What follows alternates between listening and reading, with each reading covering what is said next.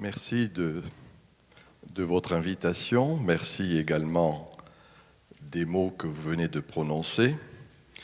Je ne vais pas vraiment décrire un autre monde, mais au contraire essayer de dire le monde actuel, même si très souvent ce monde actuel est très peu compris par les élites qui restent sur un vieux schéma et un modèle en quelque sorte de ce que fut la société moderne et qui ont du mal à comprendre en quelque sorte ce qu'on appelle post-modernité. Moi je suis de ceux qui parlent de la post-modernité, mais tout simplement pour essayer de décrire cette culture qui est la nôtre.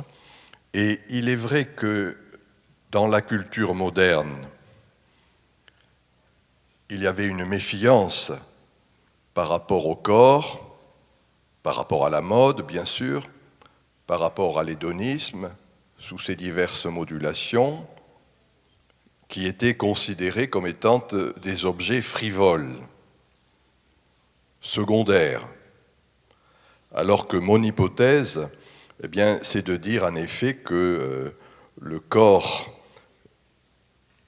est une réalité incontournable et qu'il faut bien évidemment le prendre au sérieux. Je pense d'ailleurs que ce sera là la caractéristique essentielle de nos sociétés contemporaines. Alors le titre que j'avais donné à cette conférence, un titre un peu mystérieux, le creuset des apparences. Le mot creuset, tout simplement, pour dire que c'est dans le jeu des apparences qu'est en train de se constituer le vivre ensemble. Le creuset, ça pourrait être le moule, ça pourrait être la forme dans laquelle le sculpteur va réaliser, bien évidemment, sa sculpture. Et pour bien comprendre ce creuset des apparences, il faut redonner de l'importance à ce qu'on avait laissé de côté, c'est-à-dire l'imaginaire. C'est ça, l'esprit du temps. On peut le dire d'une autre manière, l'inconscient collectif. Et en fait, c'est si on saisit bien ce qu'est cet imaginaire, qu'on peut comprendre ce qui, en profondeur, anime une société. Si je dis anime une société, dans son sens étymologique, c'est-à-dire ce qui va donner son âme à une société, l'âme du monde. Et il est important de repérer, en effet, quelle est cette âme du monde. C'est en fonction de cela que l'on pourra comprendre la publicité, qu'on pourra comprendre le politique, qu'on pourra comprendre l'économie, qu'on pourra comprendre le marketing. Il y a là une inversion qu'il faut faire parce que, en principe, on considère que c'est d'abord l'économie qui est importante. Mon hypothèse, moi, c'est de dire qu'au contraire, l'économie sous ses diverses formes, le politique sous ses diverses formes, est tributaire. Il va dépendre en quelque sorte de l'imaginaire collectif, des rêves, des idées, des fantasmes, des fantasmagories, etc. Et que dans le fond, c'est quand on saisit ces rêves collectifs qu'on peut comprendre ce qu'il en est d'une société. Vous vous souvenez du mot que prononçait cet historien américain, Thomas Kuhn, quand il parlait des paradigmes. Le paradigme, c'est aussi un moule. Le paradigme, c'est également une matrice qui permet qu'il y ait bien sûr de la vie. Alors, c'est en ce sens, je dirais, que pour penser l'avenir, et c'est ça mon hypothèse, il faut penser le moment. Il faut penser le temps présent.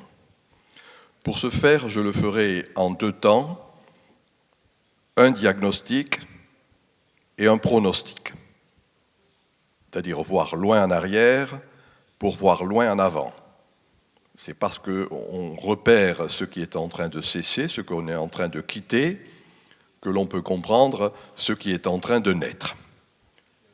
Alors, diagnostic, ce que l'on appelle la modernité, qui commence avec le XVIIe siècle, qui, à mon avis, s'achève à la moitié du XXe siècle, même si il faut toujours du temps pour prendre conscience d'une décadence, d'un achèvement.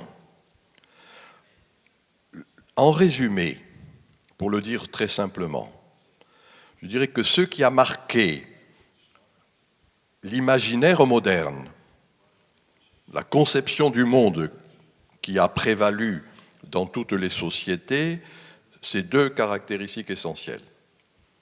Une conception ascétique du monde, une conception schizophrénique du monde. Ascétique, dans le sens simple du terme, ce qui est important, c'est le sérieux de l'existence. Schizophrénique, là encore dans le sens simple du terme, c'est-à-dire ce qui va mettre l'accent sur un morceau de l'humain, le cerveau. Et aussi paradoxal que cela puisse paraître, eh bien, ce qui a été d'ailleurs la performativité du monde moderne, c'est parce qu'il a été schizophrénique, parce qu'il a coupé, il a séparé. Les trois conséquences de ces deux caractéristiques, c'est d'abord l'accent qui va être mis sur le travail, qui est au fondement de l'économie, et qui, dans le fond, est en quelque sorte l'application de la formule de Descartes, l'homme maître et possesseur de la nature. Il faut dominer le monde, dominer la nature en son entier, et c'est à partir de là que s'élabore cet ascétisme. Pour dominer ce monde, eh bien, la valeur essentielle va être la valeur travail. Je rappelle d'ailleurs pour mémoire, et ce n'est pas simplement de l'ironie, que cette expression « valeur travail » arrive à la moitié du XIXe siècle sous la plume de Karl Marx. Et on voit bien comment il y a cette valorisation à partir, je dirais, de ce qui est dans l'air du temps une marxisation du monde. La deuxième caractéristique de l'imaginaire moderne, c'est le lointain.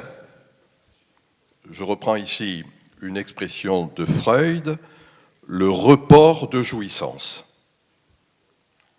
La société parfaite doit venir un peu plus tard, et donc il convient de mobiliser l'énergie individuelle et l'énergie collective pour réaliser cette perfection dans le lointain. Par parenthèse d'ailleurs, on a pu dire que ce progressisme, puisque c'est là que s'élabore le mythe du progrès, était la forme profane de la tradition judéo-chrétienne, c'est-à-dire le messianisme. C'est-à-dire, encore une fois, la vraie vie est ailleurs. C'est la cité de Dieu de saint Augustin, et c'est, là encore, la société parfaite telle qu'elle s'élabore au XIXe siècle. Un mot simple pour traduire cela, le lointain, le futur, demain, et on va le décliner de diverses manières. La troisième caractéristique, c'est ce qu'on peut appeler l'utilitarisme. Ne vaut que ce qui sert à quelque chose. Un des grands philosophes européens du siècle dernier, Heidegger, poussant jusqu'au bout cette idée de l'utilitarisme, a parlé de l'ustensilarité. On va considérer le corps, on va considérer la nature, on va considérer le monde comme étant en quelque sorte quelque chose qui est comme des ustensiles de cuisine. Ce que l'on peut manœuvrer, ce que l'on peut manipuler, ce qui est à la main, en quelque sorte. C'est la nature comme objet, c'est le corps comme objet. Voilà pour moi les trois grandes caractéristiques qui, bien sûr, se subtilisent, se complexifient, mais qui vont caractériser l'imaginaire moderne, ce que j'ai dit être un imaginaire ascétique et schizophrénique. La figure emblématique de cette grande perspective, c'est la figure mythique dans la mythologie grecque de Prométhée. Prométhée, je le rappelle, c'est celui qui vole le feu aux dieux et qui, par là, apprend à dominer la terre. Prométhée, c'est celui qui est actif, celui qui est performant, celui qui est fonctionnel. Voilà en quelque sorte ce que fut la grande caractéristique de l'Occident, ce qui a amené, je le rappelle, une occidentalisation du monde. À la fin du XIXe siècle, il y a deux dates intéressantes, c'est 1868, quand l'empereur Meiji ouvre les ports japonais aux navires européens, quand il y a la constitution Meiji, et en 1888, quand le Brésil met sur ses drapeaux le mot d'ordre d'Auguste Comte, ordre et progrès. Je dirais qu'on a là le spectre, en quelque sorte, de cette domination prométhéenne sur le monde, une occidentalisation du monde qui va prédominer jusqu'à la fin du XIXe siècle. Voilà le diagnostic. Il me semble qu'il y a, et j'emploie ce mot dans le sens simple du terme, une saturation de cette grande idée-là. Et pour le dire simplement, c'est cela même que l'on appelle la crise.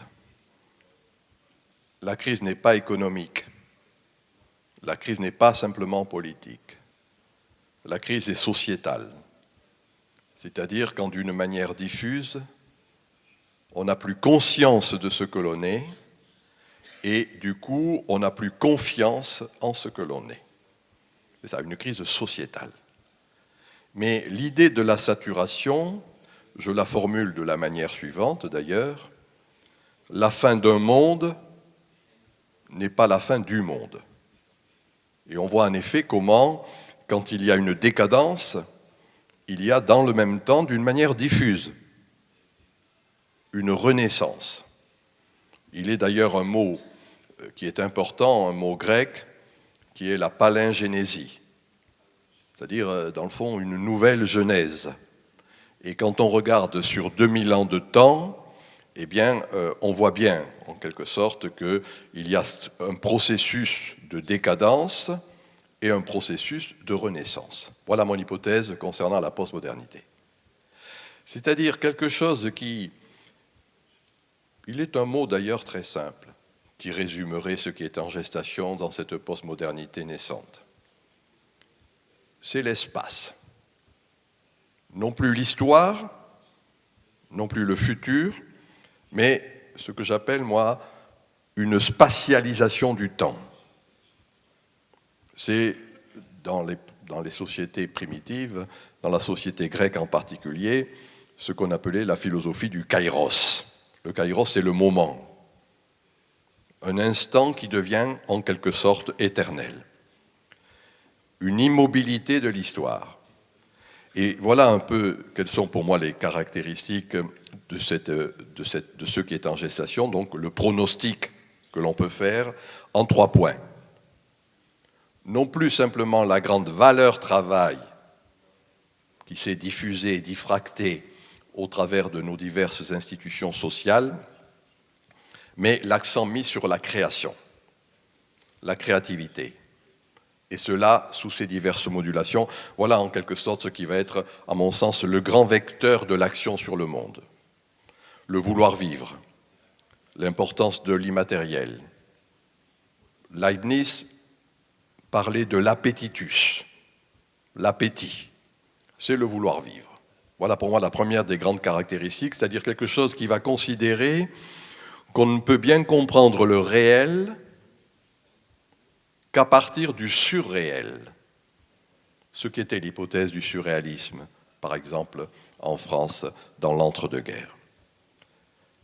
La deuxième conséquence de ce changement de fond, bien sûr, c'est l'importance du corps. Le corps je le rappelle, au XIXe siècle, n'était considéré, n'était légitimé que s'il produisait ou s'il reproduisait. Et un grand philosophe français, Michel Foucault, a bien montré que c'était là uniquement que s'est élaborée la légitimation du corps. Là, moi, je dirais qu'il y a au contraire une valorisation du corps pour lui-même. Et j'ai proposé même de parler du corporéisme, c'est-à-dire le corps que l'on habille, la mode, le corps que l'on soigne, la diététique, le corps que l'on construit, bodybuilding, sport sous ses diverses modulations. Quelque chose qui fait que ce n'est pas la première fois dans les histoires humaines, il y a en quelque sorte une épiphanisation du corps. Et que c'est cette épiphanisation du corps qui va en quelque sorte prédominer de diverses manières. C'est ce qui renvoie dans le fond à une espèce d'hédonisme ambiental, même si on ne prononce pas l'expression. Quelque chose dans le sens simple du terme qui va redonner au sens, les sens, au sensible sous ces diverses modulations, un élément important de la vie sociale. Une formule résumerait cela, je dirais une éthique de l'esthétique. Éthique de l'esthétique dans le sens simple du terme, c'est-à-dire le mot ethos en grec, ça veut dire le ciment. Un ciment à partir de l'aesthésis esthétique, c'est-à-dire, encore une fois, du partage des sentiments, des émotions et des passions. Ça, c'est la dimension essentielle de cette éthique de l'esthétique, c'est le présent, le présentéisme. J'ai dit tout à l'heure l'instant éternel.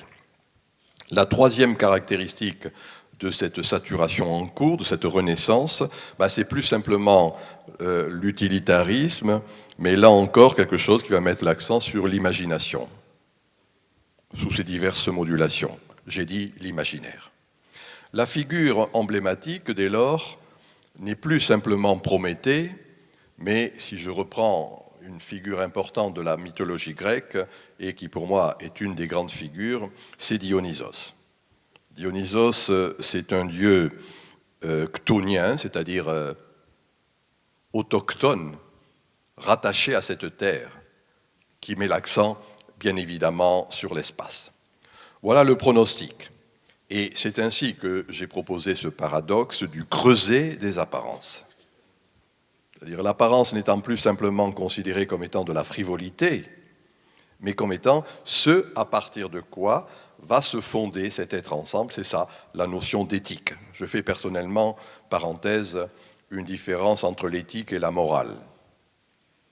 La morale prévoit ce que doit être le monde demain. L'éthique, au contraire, se contente de constater ce qu'il est aujourd'hui. Alors, quelles seraient les manifestations de ces apparences? Là encore, 3 points. Tout d'abord, un néologisme que je propose pour rendre attentif à cela, l'enveloppementalisme. Pas simplement le développement, qui était le développement économique ou le développement technologique, mais l'idée d'enveloppementalisme, c'est-à-dire qu'il y a un autre rapport à la Terre, amor mundi, un amour de ce monde-ci, c'est-à-dire quelque chose qui n'est pas simplement finalisé, un sens qui ne renvoie pas au futur, mais encore une fois, ce que je vis avec d'autres ici et maintenant. J'ai dit le paradoxe qui me paraît important d'avoir à l'esprit, l'instant éternel. Non pas une éternité future à atteindre, mais au contraire, c'est à partir de cet instant que se fait la vie ensemble. La deuxième caractéristique de ce creuset des apparences, il faut toujours trouver, j'ai employé l'expression, une figure emblématique. La figure emblématique de la modernité, c'était l'adulte, sérieux, rationnel, producteur et reproducteur. À mon sens, la figure emblématique en gestation actuellement, je le dis en latin, c'est le puer aeternus, ce mythe de l'enfant éternel. Quelles sont les caractéristiques de cet enfant éternel? C'est l'importance du ludique, l'importance de l'onirique, l'importance de l'imaginaire. Et on a dans cette, je dis bien figure emblématique, hein. L'idée d'une figure emblématique, c'est un peu un totem autour duquel, consciemment ou inconsciemment, on va s'agréger. Cet inconscient collectif. Et je pense que de diverses manières, eh bien, il y a cette figure de l'enfant éternel, s'habiller jeune, parler jeune, se comporter jeune. Et de diverses manières, ce n'est pas la première fois dans les histoires humaines qu'on voit revenir ce mythe de l'enfant éternel. La troisième caractéristique de ce creuset des apparences, c'est la mode. En français, je joue sur l'euphonie des mots en disant le devenir mode du monde. Dans le sens simple du terme, c'est-à-dire comment ce qui était de peu d'importance va devenir essentiel. Il est un mot que nous utilisons, un mot du Moyen-Âge, qui était le mot de vêture, c'est-à-dire donner une charge plus forte que celui de vêtement. La vêture au Moyen-Âge, dans les monastères, c'était quand on prenait l'habit, c'est-à-dire qu'on rentrait dans la communauté. La vêture, c'est une manière d'appartenir à une communauté. Et je considère dans ce que j'appelle ici le devenir mode du monde, qu'on va voir l'importance du vêtement au travers de cette notion de vêture, pour moi, les tribus postmodernes. C'est-à-dire comment, de diverses manières, il va y avoir autant de vêtures, autant de manières de s'habiller qu'en fonction de ces tribus. Voilà ces trois grandes caractéristiques, enveloppementalisme, quelque chose qui va mettre l'accent sur cet enfant éternel, et la conséquence logique, encore une fois, le sentiment d'appartenance au travers de l'apparence, au travers du vêtement, même si on donne ce sens très fort de vêture. Dès lors, et c'est pour ça que je disais tout à l'heure, un temps qui se contracte en espace. D'une manière un peu plus soutenue, on peut parler d'une einsteinisation du temps, à la manière d'Einstein. C'est-à-dire comment il y a une cristallisation qui fait que ce qu'on projetait dans l'avenir va se concentrer sur le présent et sur l'espace. La grande perspective moderne, encore une fois, quand je dis moderne, ce qui s'était répandu, ce qui s'était capillarisé dans la vie sociale, au travers de l'éducation, au travers des institutions sociales, au travers de la vie politique, c'était une grande conception de la raison, ce qu'on a appelé une dimension logocentrique. Que l'on en soit ou pas conscient, c'était le logos qui était important. Là, je dirais que ce qui va prévaloir, c'est un lococentrisme. Lococentrisme, c'est le lieu. Tout va se faire à partir de ce lieu, et bien évidemment, le lieu par excellence, c'est le corps. C'est ça le corporéisme. C'est-à-dire, dans le fond, redonner de l'importance à tout ce qui est la faune, la flore, le sensible, les odeurs sous ces diverses modulations. Là, encore une fois, cette idée du sensible qui va prévaloir. Et dès lors, on n'est plus, et peut-être est-ce cela la grande caractéristique de ce qui est en jeu, on n'est plus dans une occidentalisation du monde, mais peut-être dans une orientalisation du monde. Orient mythique, pas forcément un Orient repérable géographiquement, mais en bref, quand je dis orientalisation du monde, c'est-à-dire dans le fond, le ressurgissement de toutes ces valeurs que l'Occident avait niées ou déniées, ou avait cru dépasser. Cette orientalisation du monde, on pourrait le traduire très simplement par cette idée d'inciter. Inciter, c'est-à-dire ce qui est ainsi, non pas ce qui est à venir, non pas quelque chose qui serait à réaliser un peu plus tard, mais au contraire, dans le fond, ce monde-ci, dans le sens fort du terme. Et là encore, dans cette incité, c'est-à-dire, dans le fond, un processus de s'ajuster, encore une fois, à cette terre-ci, et non pas une terre qui serait à venir. Non pas l'homme maître et possesseur de la nature cartésien que j'ai indiquées tout à l'heure, mais dans le fond, une capacité d'intégrer l'animalité, prendre au sérieux l'animal humain, le poil, la peau, une sorte, si je puis dire, d'ensauvagement du monde, qui est tout simplement un humanisme intégral. Je rappelle que c'est parce que justement on a nié ou dénié l'animalité au XXe siècle qu'on a abouti à la bestialité. Et les divers camps nazis ou communistes en sont l'expression. Alors qu'à mon avis, d'une manière diffuse, il y a la prise au sérieux de cet animal humain, je dis bien, encore une fois, cet animal humain, cette conjonction de choses qui étaient opposées, donc non plus la schizophrénie dont je parlais tout à l'heure, mais une entièreté de l'être, une conception holistique, avec un processus de trajet entre le corps et l'esprit, la nature et la culture. Et cela, on peut le décliner de diverses manières. Hédonisme, présent, corporéisme.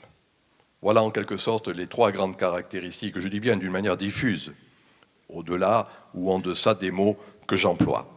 Une des grandes manifestations de cela, et je trouve que c'est un élément qu'il faut avoir à l'esprit, c'est l'importance du luxe.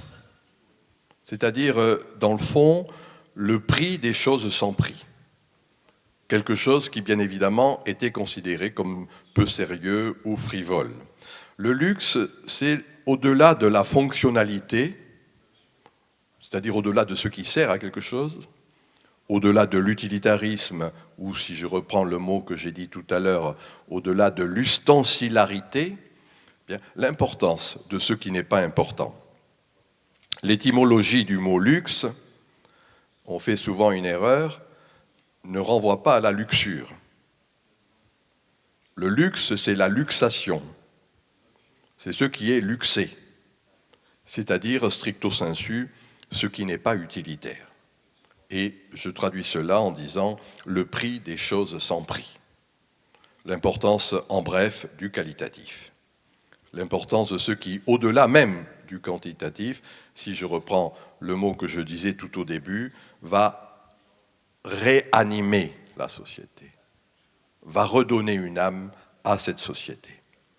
Dès lors, et ce sera ma conclusion, si on s'accorde sur cette va-et-vient, diagnostic, pronostic, encore une fois, voir loin en arrière, eh bien, de revenir à des choses très simples. Le rythme de la vie, qui n'est plus simplement historique, qui ne renvoie plus dans cette dimension du futur, mais en grec, le mot réo, rythme, c'est le fait de s'écouler à partir d'un point fixe, à partir d'une racine. Le rythme de la vie, c'est le retour à la matrice. C'est une vitalité, un vitalisme qui va se faire, bien évidemment, à partir de ces choses anciennes qu'on avait cru dépasser, les archétypes, à partir, encore une fois, de ce qui est archaïque, c'est-à-dire de ce qui est fondamental. C'est ce qui fait qu'il n'y a pas simplement un développement économique, technologique, scientifique, mais une croissance à partir des racines. J'ai formulé cela en parlant d'un enracinement dynamique. Le corps, c'est ça. Dynamisme, il y a une force sociétale à partir, encore une fois, du retour, bien évidemment, de ses racines. La technologie, on s'en souvient, avait, et Max Weber l'a bien montré, désenchanté le monde au travers du rationalisme qui était important. Ce qui me paraît être en jeu contemporainement, au travers même de la technologie, au travers des diverses caractéristiques que je viens d'indiquer, c'est un réenchantement du monde. Et le corps, bien évidemment, participe de ce réenchantement. Je vous remercie.